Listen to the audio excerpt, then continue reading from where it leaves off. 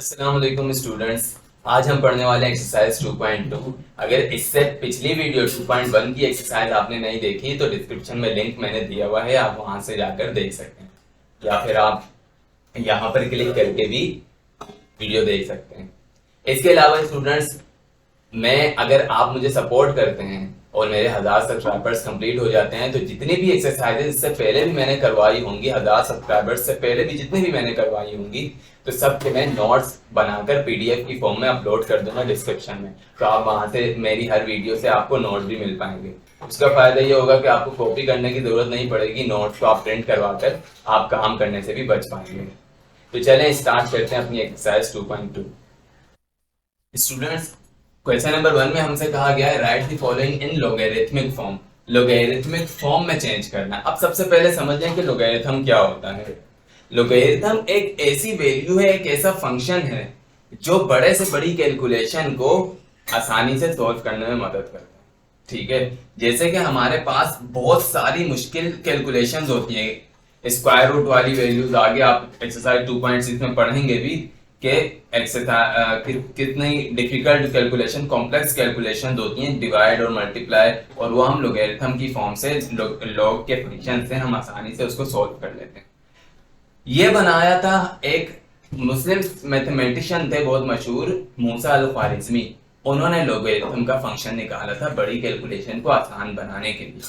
फिर उसके बाद कुछ अरसे बाद जॉन नेपियर आए, उन्होंने उसमें कुछ इजाफा किया, और फिर उसके बाद हेनरी ब्रिग्स एक साइंटिस्ट आए, उन्होंने भी इसमें इजाफा करके इसका एंटी लॉग भी बनाना स्टार्ट कर।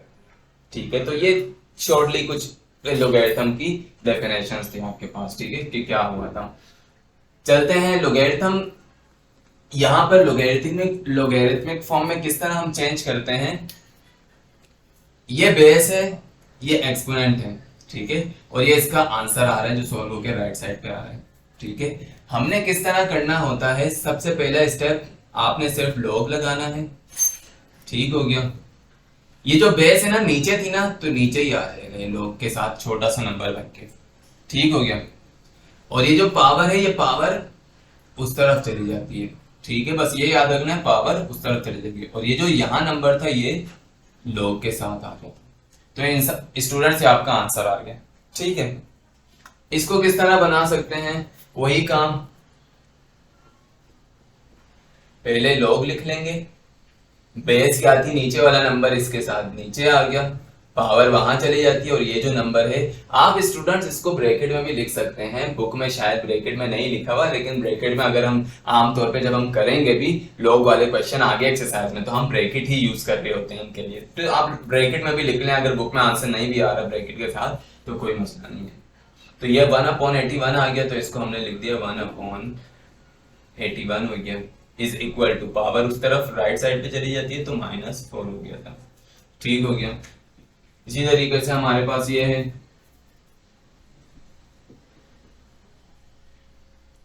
लॉग बेस 10 थी, नीचे आ गया, ये वाला नंबर यहां पर आ गया, इज इक्वल टू, और पावर वहां चली गई तो -3 वहां आ गया। ठीक है स्टूडेंट्स, अब हमारे पास पार्ट 4 है। 8 स्क्वायर है, ठीक है, इस पे क्यूब रूट लगा हुआ है और 4 आ रहा है, इज इक्वल टू। इसको किस तरह चेंज करेंगे। अब एक चीज याद रखें, जब भी रूट आपके पास आ रहा होगा तो पहले आपने रूट को चेंज करना है एक्सपोनेंशियल फॉर्म में, पावर की फॉर्म में। किस तरह, यानी कि स्क्वायर रूट किसी नंबर पे लगा हो तो वो बराबर, जैसे 2 पे स्क्वायर रूट लगा है तो यानी कि ये स्क्वायर रूट हटाऊंगा तो मैं इसको 1/2 भी लिख सकता हूं। ठीक है, इसी तरीके से अगर 2 पे इंडेक्स क्या है, 3 है, क्यूब रूट लगा हुआ है, तो मैं इसको इस तरह भी लिख सकता हूँ। ठीक है, तो अगर ये 7 होगा तो 1/7। ठीक है, जो भी नंबर हो उसको हम वैसे ही लिखते हैं 1 के साथ। तो इसी तरीके से इस 8 स्क्वायर को मैं इस तरह लिख सकता हूं, इज इक्वल टू, अगर यहां पर आ जाए फिर हम स्टार्ट में नहीं लगाते होते हैं, तो ये हमारे पास हो गया 8 स्क्वायर, और इस पे 1/3 हो गया। ठीक है, 8 स्क्वायर पहले से था, इसको मैंने 1/3 लिख दिया, इज इक्वल टू 4 आ गया। अब ये जो 2 है ये 1 से मल्टीप्लाई होता है। ठीक है, ये चीज याद रखनी है ऊपर वाले नंबर से, तो 2 1 क्या हो जाएगा 2, तो ये बन गया मेरे पास 8 की पावर 2/3 इज इक्वल टू 4। अब इसको लॉग की फॉर्म में चेंज कर देते हैं, पावर भी आ गई, बेस भी आ गई, ठीक है, राइट साइड पे वैल्यू भी आ गई, तो ये हमारे पास हो जाएगा लॉग, बेस नीचे आ जाती है, एक पावर उधर चली जाती है और ये वाला नंबर इधर आ जाता है, तो ये हो गया 4 इज इक्वल टू 2/3। ठीक है स्टूडेंट, तो ये हमारे पास क्या आ गया, आंसर आ गया। चलते हैं क्वेश्चन नंबर 2 पर। स्टूडेंट्स, अब क्वेश्चन नंबर 2 में आपसे कहा जा रहा है right the following in exponential form. पहले एक्सपोनेंशियल फॉर्म को लोगैरिथमिक फॉर्म में चेंज किया था, अब लोगैरिथमिक फॉर्म को एक्सपोनेंशियल फॉर्म में चेंज कर रहे हैं। बिल्कुल वैसे ही होगा जैसे अभी किया है, उसका उलट है। हमने ये नीचे वाला जो नंबर था ये क्या था, हमारे पास बेस होता था, तो इसको दोबारा बेस बना देते हैं। जो पावर थी राइट साइड पे जाती थी, दोबारा लेफ्ट साइड पे ऊपर लिख देते हैं, पावर हो गई। और ये क्या है, ये वहां 81 जो है राइट साइड से लिखते होते थे, तो ये हमारे पास हो गया, तो आंसर आ गया ये, ठीक हो गया। पार्ट 2, ये 2 था, बेस होगा ये, पावर -3 और 1/8 वहां चला जाएगा। ठीक है, बहुत आसान है स्टूडेंट्स के भी। 10 बेस था, 0 इसके ऊपर था और 1 इज इक्वल टू आ गया। ठीक है, किसी भी नंबर पर अगर पावर 0 आ जाए तो हमारे पास उसका आंसर 1 ही होता है। ठीक है, याद रखिएगा। 10 बेस थी, पावर क्या होगी -2 और 0.01 वहां से आ जाएगा। ठीक है, ये हमारे पास स्टूडेंट्स क्वेश्चन नंबर 2 भी सॉल्व हो गया। क्वेश्चन नंबर 3 पर चलते हैं स्टूडेंट्स। अब हमारे पास क्वेश्चन नंबर 3 है, find the value of unknown in the following. बस इसमें जो भी वेरिएबल्स आपको दिए होंगे x, a और यहाँ पर y, यहाँ x, तो इनकी वैल्यू आपने फाइंड करनी है। स्टार्ट करते हैं। सबसे पहले हम इस लोगैरिथमिक फॉर्म जो है इसको हम सिंपल फॉर्म में चेंज करेंगे। तो क्या था हमारे पास, ये जो हमारे पास नीचे छोटा नंबर होता था ये बेस होती थी, इसको हम बड़ा लिख लेते हैं, बेस बना देते हैं। जो राइट साइड पे नंबर जाता था वो हमारे पास क्या होती थी, पावर होती थी, और ये जो नंबर होता था ये राइट साइड पे होता था। ठीक है, इसको सिंपल फॉर्म में हमने चेंज कर लिया। अब 1/2 स्टूडेंट हमने पढ़ा था, अगर आपको याद हो कि 1 स्क्वायर रूट जो होता है किसी नंबर पर वो बराबर होता है 1/2 की पावर के। ठीक है, यानी कि स्क्वायर रूट 32 बराबर है 32 के ऊपर 1/2 पावर। ठीक है, तो इसको मैं 1/2 को मैं स्क्वायर रूट 32 भी लिख सकता हूं, तो इसको मैं ऐसे लिख लेता हूं। ठीक हो गया, इज इक्वल टू x हो गया। x को मैं लेफ्ट साइड पे लिखता हूँ, इसको राइट साइड पे। ठीक है, क्योंकि जिसकी हम वैल्यू फाइंड करते हैं उसको हम लेफ्ट साइड पे लिखते हैं और इसको हम फैक्टराइज करते हैं। अब स्टूडेंट्स, क्योंकि ये हमारे पास स्क्वायर रूट है, तो स्क्वायर रूट कब चेंज हो सकता है, खत्म हो सकता है जब हमारे पास वैल्यू क्या हो, स्क्वायर हो। तो हमने 32 को ऐसे फैक्टराइज करना है कि ये स्क्वायर की वैल्यू बन जाए। करके देखते हैं। 32 2 के टेबल में आता है, इवन नंबर है, 2 में आएगा 2 16 जा, इवन नंबर है, 2 8 जा, इवन है, 2 4 जा, 2 2 जा और 2 1 जा। ठीक हो गया, 2 2 हो गए, 2 2 हो गए। इसको हम इस तरह लिख सकते हैं 2 multiply by 2 multiply by 2 multiply by 2। ये 5 2 है, तो इसको मैं इस तरह भी लिख सकता हूँ 2 की पावर 5। लेकिन क्योंकि स्टूडेंट्स हमें स्क्वायर बनाना है ताकि स्क्वायर रूट कट हो सके, तो हम इनको पेयर्स बना लेते हैं कि स्क्वायर रूट कट हो सके। यानी कि मैं ऐसे लिख दूं 2 2 जा 4, 2 2 जा 4, 2 4 हो गए और 1 2। इसको मैं ऐसे भी लिख सकता हूँ। ठीक है, और 2 4 को मैं ऐसे भी लिख सकता हूँ 4 स्क्वायर मल्टीप्लाई बाय 2। ठीक है, 4 4 जा 16, 16 2 जा 32 होता है, तो इसको ऐसे भी लिख सकता हूँ। तो 32 को मैं इस तरह लिख लूंगा। ठीक है, तो ये मेरे पास हो गया 4 square multiply by 2 is equal to x। ठीक है, इसको मैं लेफ्ट साइड पे लिखना था, मैं लेफ्ट साइड पे लिख लेता हूं।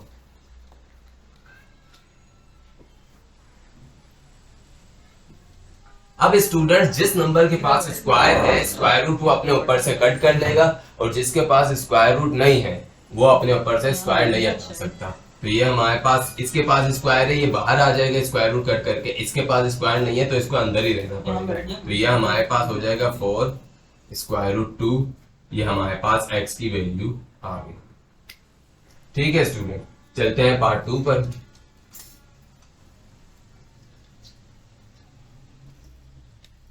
इसको सबसे पहले सिंपल फॉर्म में चेंज करेंगे।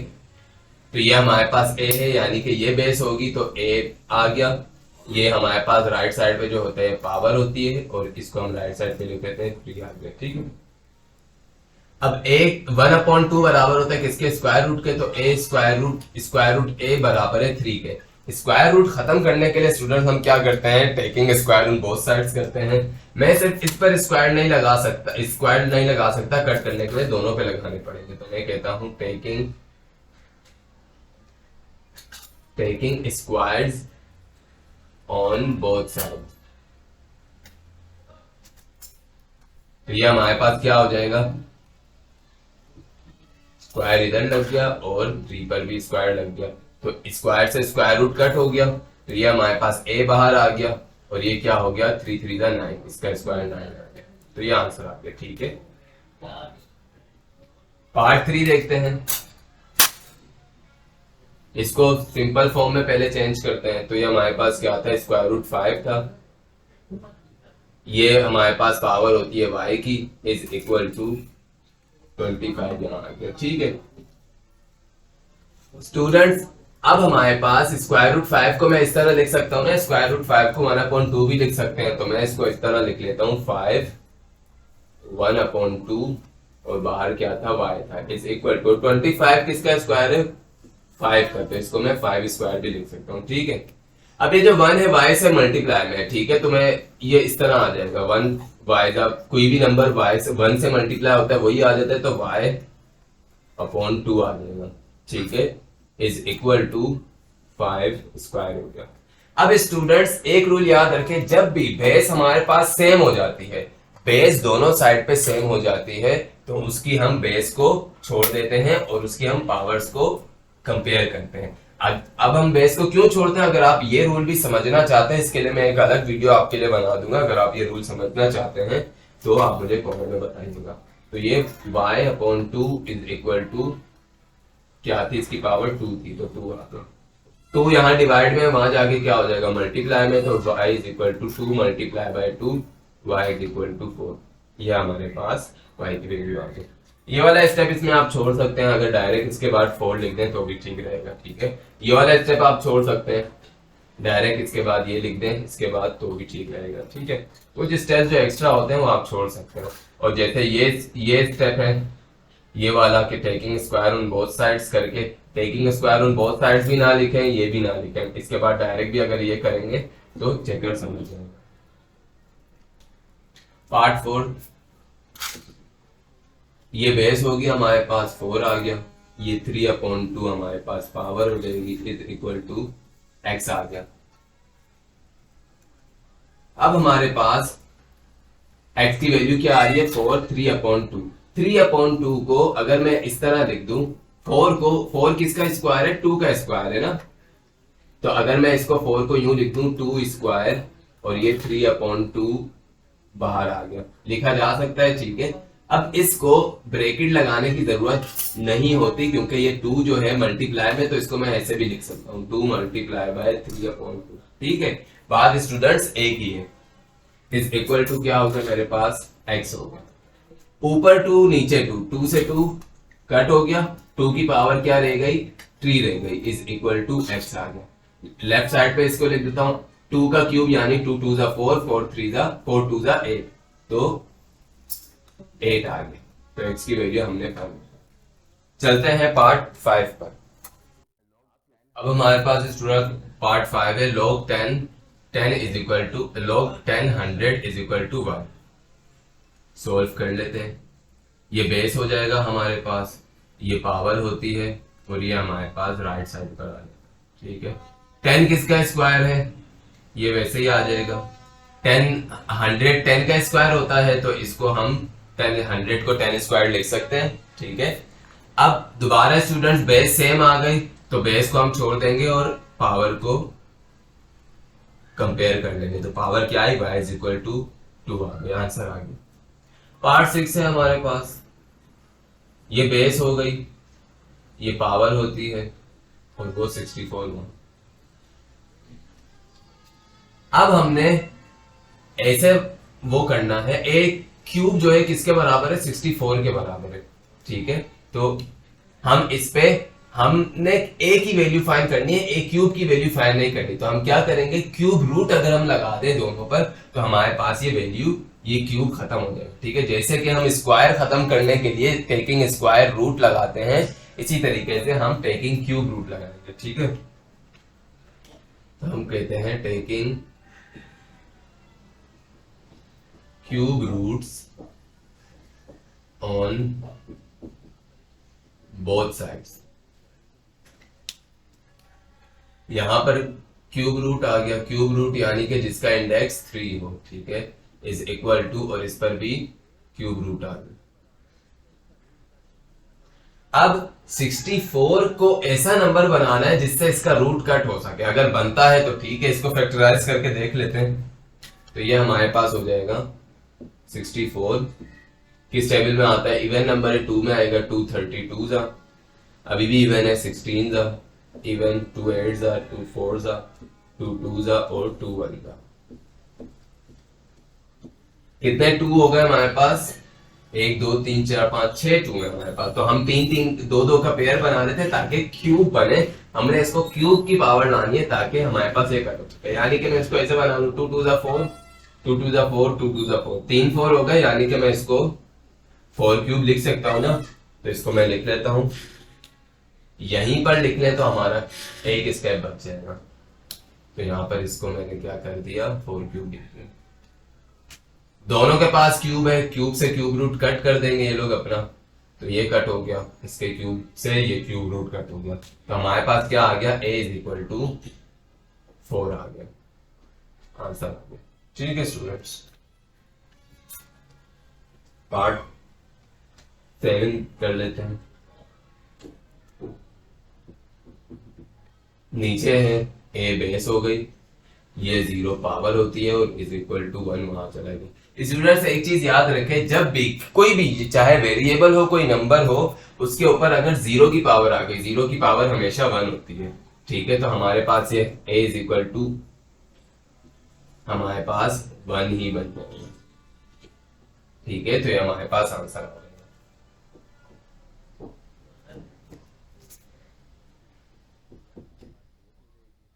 log 55 और 55 इज इक्वल टू y, तो ये हमारे पास बेस हो जाएगी, 55 y हमारे पास पावर हो गई और ये 55 वहां चला गया। अब स्टूडेंट दोनों की बेस दोबारा सेम हो गई, लेकिन इसके ऊपर पावर नहीं है। अगर इसके ऊपर पावर नहीं है यानी कि इसके ऊपर 1 की पावर, तो हम 1 लगा देते हैं इसके ऊपर, ठीक है। तो दोनों बेस सेम हो गई, बेस को छोड़ देंगे, पावर कंपेयर कर लेंगे, तो y इज इक्वल टू 1 हो गया। ये पार्ट 8 भी हमारे पास हो गया। पार्ट 9 पे चलते हैं। हमारे पास स्टूडेंट पार्ट 9 है, ये बेस हो जाएगी हमारे पास 64, ये पावर हो जाएगी x/2 इज इक्वल टू 8, यहां पर आ गया, ठीक है। अगर इस 64 को, 64 किसका स्क्वायर होता है, 8 का स्क्वायर होता है, इसको मैं ऐसे भी लिख सकता हूं, ठीक है। ये मल्टीप्लाई है, ये x है, ठीक है, इसको आपने मल्टीप्लाई लेना है। तो 2 ऊपर 2 नीचे, 2 से 2 कट हो जाएगा, क्या बचा यहाँ पे 8 की power x is equal to, ये 8 बच गया, इसको मैं कह देता हूँ 1 की पावर कह देता हूँ, ठीक है। तो हमारे पास अभी क्या बचा, 8 की पावर x बच गई इज इक्वल टू 8 की पावर 1 बच गई। दोनों बेस स्टूडेंट दोबारा सेम आ गई, सिर्फ पावर को कंपेयर करेंगे तो x इज इक्वल टू 1 आ गया। अच्छा स्टूडेंट्स, आपके पास पार्ट 7 का जो आंसर है बुक में 1 आंसर नहीं दे रहे, उसमें कहा जा रहा है a is any positive real number, यानी कि a की पावर अगर a 0 हो जाता है तो वैसे तो ये होना चाहिए कि ये, मिसाल के तौर पे अगर 7 के ऊपर पावर 0 है तो ये 1 के बराबर बनेगी, तो b के ऊपर पावर 0 है तो ये भी 1 के बराबर बनेगी। इसी तरीके से a के ऊपर पावर 0 है तो ये 1 बनेगी, दोनों 1 इज इक्वल टू 1 ही हो जाएगा, ठीक है। तो दोनों साइड्स बराबर इसके अंदर हो जाएंगे, लेकिन इसका आंसर ना इन्होंने 1 लिखा है ना a इज इक्वल टू 1 लिखा है। इसका आंसर क्या लिखा है बुक में कि a is any positive real number, यानी a कोई भी नंबर हो सकता है। यानी अगर ये 10 होता एक ही जगह 10 होता तो 10 पे 0 होता तब भी 1 ही बचता है, ठीक है। तो a इज इक्वल टू 1 भी हम ले सकते हैं इससे, ठीक हो गया।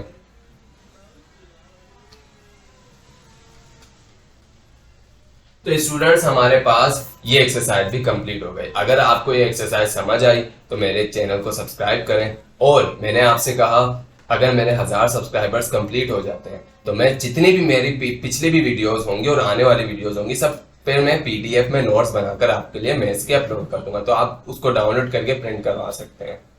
अगली वीडियो में मिलते हैं। अल्लाह हाफिज।